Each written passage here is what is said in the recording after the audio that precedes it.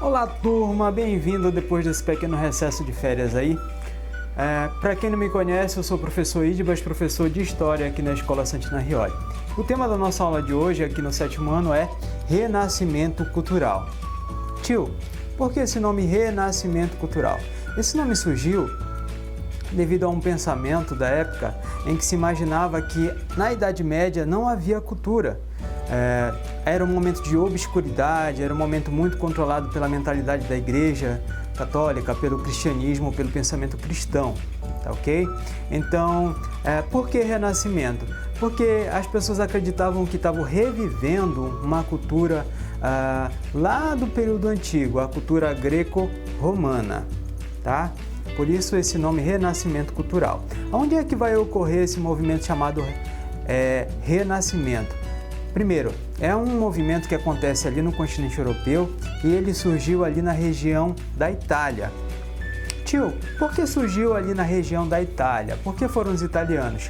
Era uma região, pessoal, onde transitava muita gente, onde tinha um comércio muito forte, onde tinha uma classe que estava em ascensão, que nós estudamos lá nos burgos da Idade Média, chamada de burguesia. Então a burguesia pegava e começava a financiar pessoas que pesquisavam, pessoas que estavam interessadas em artes, pessoas que estavam interessadas, na verdade, em produções culturais. E essas pessoas também eram chamadas de mecenas, tá ok? Gente, uma coisa nós devemos deixar bem claro, o surgimento do Renascimento ali no final da Idade Média e no início da Idade Moderna. Ou seja, ali no início do século XV até o século XVI, esse período todo a gente vai chamar de Renascimento Cultural. Ou seja, é a transição ali da Idade Média para a Idade Moderna. Outra, galera, há uma diferença de pensamento.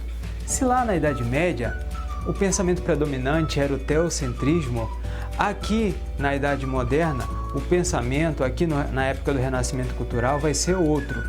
A Idade Média, por exemplo, Deus era o centro de tudo e nós chamávamos para isso de teocentrismo.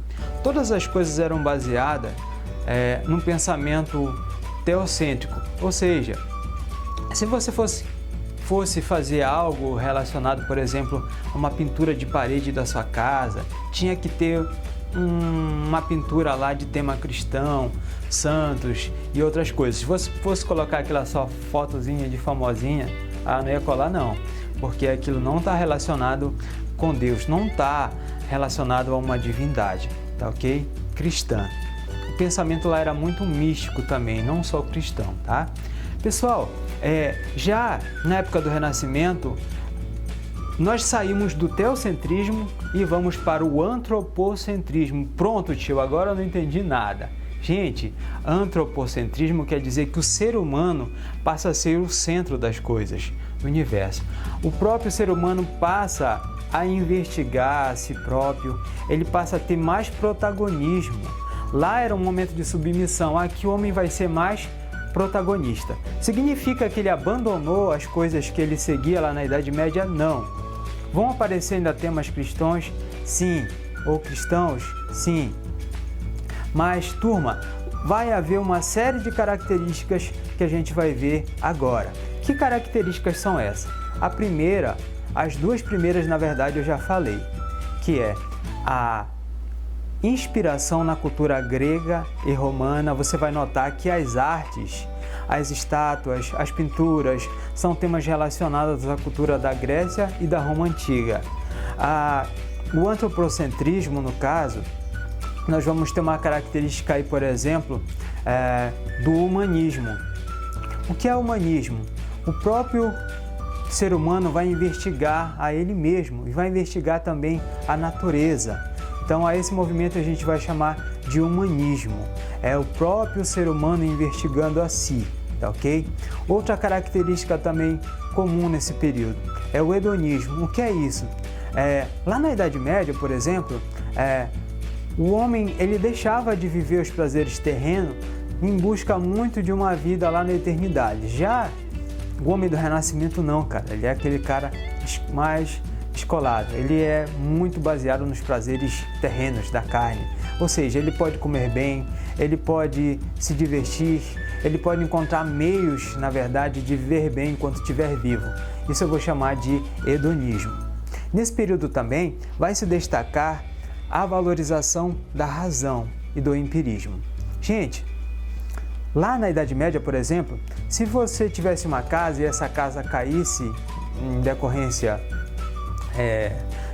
de uma mal estruturação, as pessoas diziam, ó, foi a vontade de Deus, ou foi um castigo.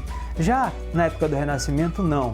Nesse novo pensamento, o pensamento da razão é o seguinte, vamos investigar para ver o que aconteceu. O alicerce da casa foi mal estruturado, o material utilizado era ruim, então chegava-se a uma conclusão lógica, uma conclusão pela razão.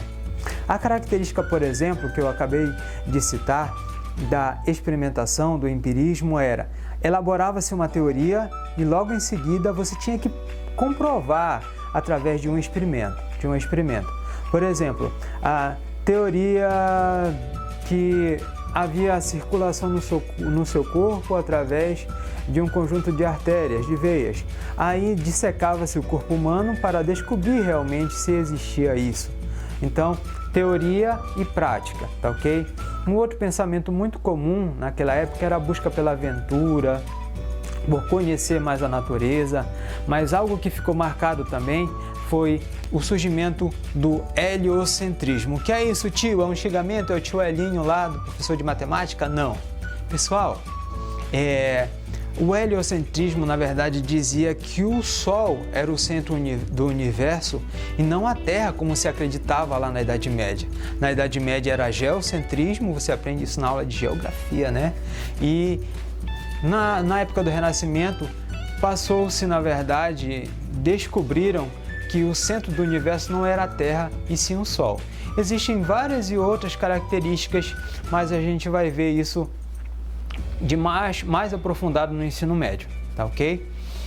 Na aula seguinte, que não é a aula de hoje, destacaremos mais a questão das artes e da literatura na época do Renascimento, que é algo muito importante para você, tá ok? Muito obrigado!